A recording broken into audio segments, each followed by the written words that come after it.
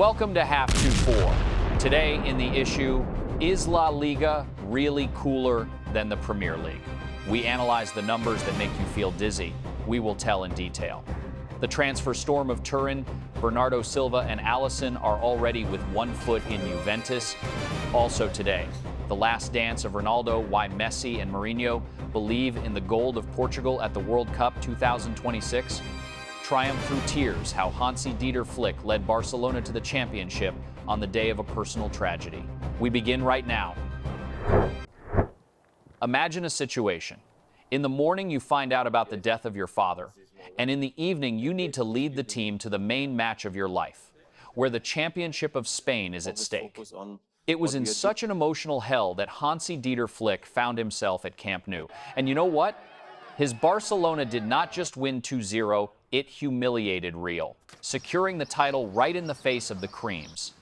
This is the first time in history that Barca celebrates a championship in a head-to-head match against Real, a real change of eras on live air. The match actually ended in the first 18 minutes. First, Marcus Rashford, a person who in Manchester United was simply written off, placed an ideal ball from a free kick into the far corner. Then Dani Olmo brilliantly dropped with a heel, and Ferran Torres finished off Madrid.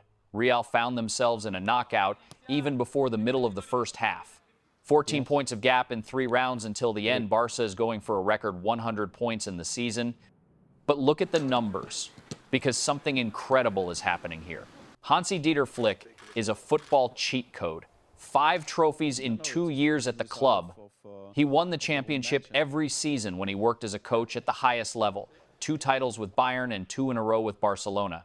Even Javier Tebas admitted that this is the boldest and most deserved project in the world. Players are also writing history. Robert Lewandowski, in his 37 years, takes the 13th championship in the last 16 seasons.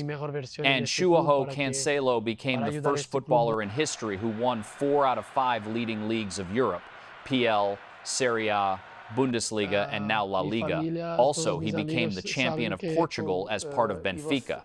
While Barca celebrates in Madrid, there is a real catastrophe. The second season in a row without trophies. And this started immediately after the arrival of Kylian Mbappe. A coincidence? Or what do you think? By the way, the Frenchman himself missed the game due to an injury. Alvaro Arbeloa could not pull the team out after the departure of Alonso. And now already Jose Mourinho is rushing at full speed to the coaching bridge of Madrid. Now, in the official confrontation of the Giants, there is absolute equality. 106 victories for each in the entire history. This victory was not about tactics, but about character. The team came out and smashed Real for the sake of their coach, who survived a personal tragedy but remained at the bridge. Rashford and Cancelo, from whom the former clubs refused, found their home and gold here. This Barcelona is a machine that Flick assembled from wreckage. With a contract until 2027, they are ready to dominate for years. It is time for Madrid to stop collecting stars and start building a team, because for now, they are only a background for someone else's celebration. Javier Tebas did it again, congratulating Barcelona on the championship. He, among other things, called La Liga the best league in the world. They created a bold, intensive, and recognizable team. Thanks to young talents, ambitions, and a very clear playing idea, they together form a truly solid project. They confidently and absolutely deservedly won the best league of the world, La Liga. Well said, but here is a nuance. The Premier League will categorically disagree with this, and the numbers even more so. So let's figure it out without emotions. Where does marketing end and real dominance begin? If we talk about the league as a business machine, then here in Spain there are simply no chances. Look at these numbers. The market value of PL players is almost 13 billion euros. La Liga does not even reach 6. England is twice as expensive. Revenues from TV rights for the news cycle, this is generally space, almost 12 billion pounds. This is 2.5 times more than what the Spaniards have. The average salary in England is 3.5 million pounds. In Spain, barely 2 million euros. Financially, these are simply different planets. But football is not only reports of accountants. When it comes to the international arena, La Liga really shows teeth. In the last 10 years, the Spaniards won 6 Champions Leagues. One Real took more cups than the entire English league combined. And the main trump card of Tebas, the Ballon d'Or, 8 winners from Spain against 1 Rodri from the Premier League in a decade. And you know what is most interesting? The most expensive player of the world right now is not in Manchester or London. This is Lamine Yamal. In his 18 years, he costs a crazy 343 million euros, according to CIES. And this is not just luck, it is a system. In Spain, the youth under 23 years receives twice as much playing time than in England. While PL buys ready-made stars, La Liga grows them. Yamal, Pedri, Cubarsí, this is a conveyor that works without failures. However, there is a factor that you cannot buy for any money. This is competition. In PL right now, a real meat grinder is taking place. Imagine 2026. And such giants as Chelsea and Newcastle are stuck in the middle of the table. Tottenham is generally fighting for survival. In Spain, such a thing is simply impossible. There is Barca, Real, and Atletico, and the rest are only a background. In England, every match is a final where an outsider can eat the leader. And precisely for this intensity, the viewers adore the Premier League. Tebas is right if we measure success with Ballon d'Ors and the quality of graduates. La Liga is an elite academy in historical greatness. But if we talk about the best league as a product, show, and unpredictability, the Premier League is in another universe. Spain holds on the magic of 2 to 3 clubs, and England on the fact that every round can become a sensation. So what do you choose? Spanish aesthetics or the English meat grinder? Write in the comments which league for you is number 1. Jose Mourinho said what millions of Portuguese think but are afraid to say out loud. Portugal can win the World Championship 2026. And you know what? He does not just say it. Portugal is capable of everything. It has an incredible generation. It won the Nations League a year ago. We won Euro 2016. And this generation is stronger than that team in technical terms. Of course, there is Brazil of Carlo Ancelotti, Argentina, but Portugal can win this World Championship. And here is the most interesting part. Even Messi, a person who usually does not publicly praise opponents, agreed. Argentina is not the main favorite. There are stronger ones ahead. And Portugal, he highlighted separately, called the team very competitive. This is no longer just the words of the special one. This is confirmed from the other side of the Atlantic. Now, about the main question that hung in the air. Ronaldo. He is 41 years old, but the figures in the national team speak for themselves. 143 goals in 226 matches for the national team, an absolute world record. And in the qualification for the World Cup 2026, he already scored 5 goals in 5 matches. That is 1 goal per game at 41 years old. In the qualification of the World Championship, Ricardo Quaresma already publicly said, World Cup 2026 will be the last for Ronaldo, and the fans want him to finally win the title. And the coach Roberto Martinez added even more tellingly, the physical data of Ronaldo testifies that he can play further and further. So we have the strongest generation in the history of Portuguese football. Phenomenal Bruno Fernandes in the role of a leader. Incredible Vitinha and Neves, Mendes, and Pedro Neto, a class of the highest level.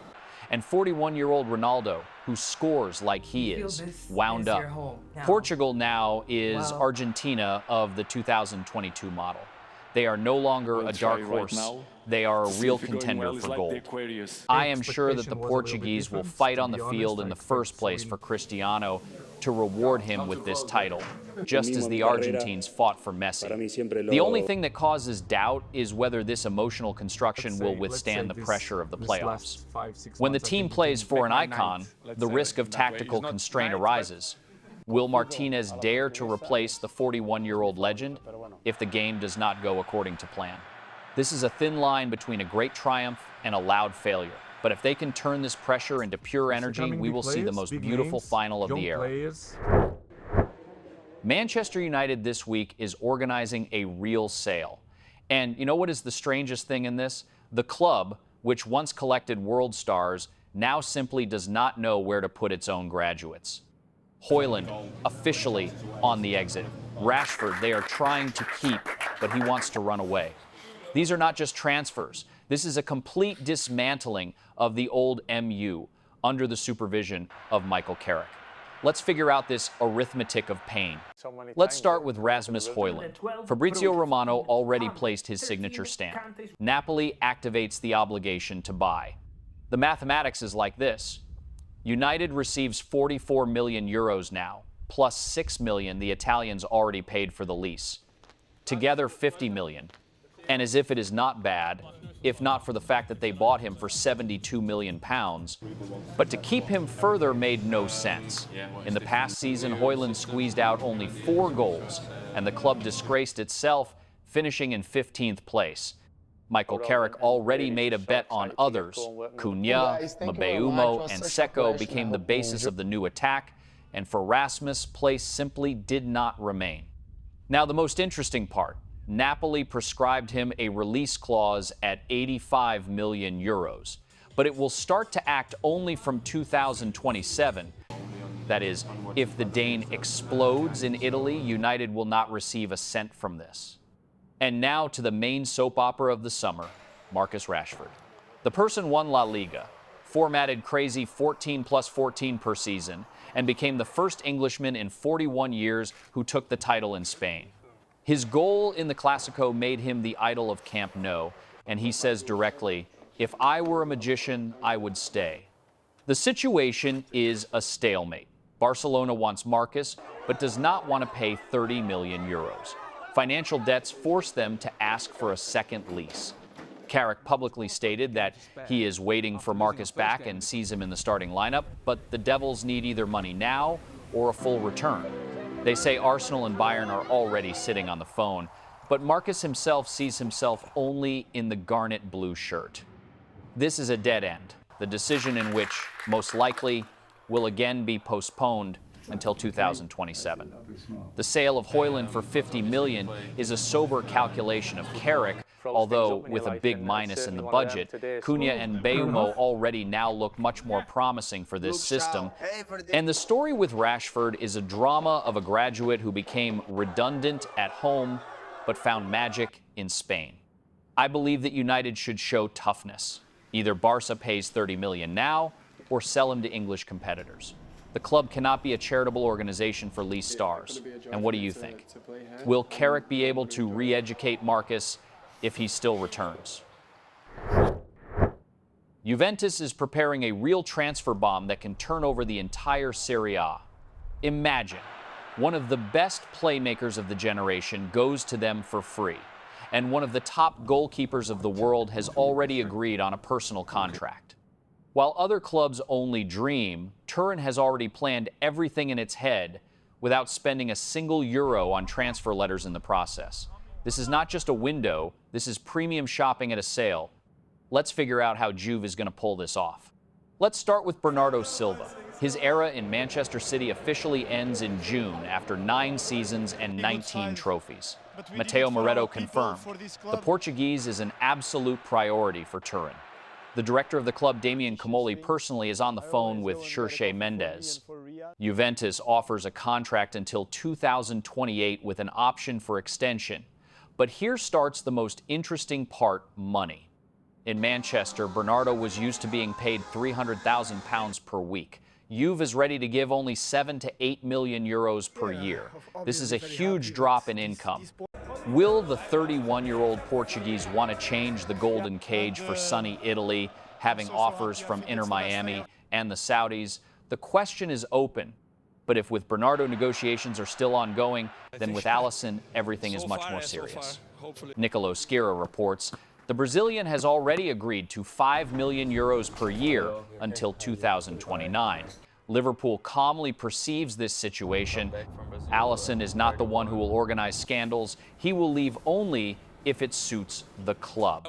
And at Anfield, everything is already understood. This summer, they can lose at once 3 pillars of the Klopp era: Salah, Robertson, and Alisson. That is why Liverpool looks so confidently at Georgi Mamamdashvili as the new number 1. In Turin, they understand. To sign a goalkeeper of such a class now is a fundamental upgrade of the team for 3 to 4 years ahead. I think Juventus is making a very bold and correct bet. This is a return to the strategy that once made them dominators in Italy, to collect the best experienced players while they still have gunpowder in the flasks. Bernardo for free and Alisson for reasonable money is brilliant. But there is one but. Will there be enough salary space in the old lady for both? Because to want stars is one thing, but to pull their appetites in modern Serie A is completely another.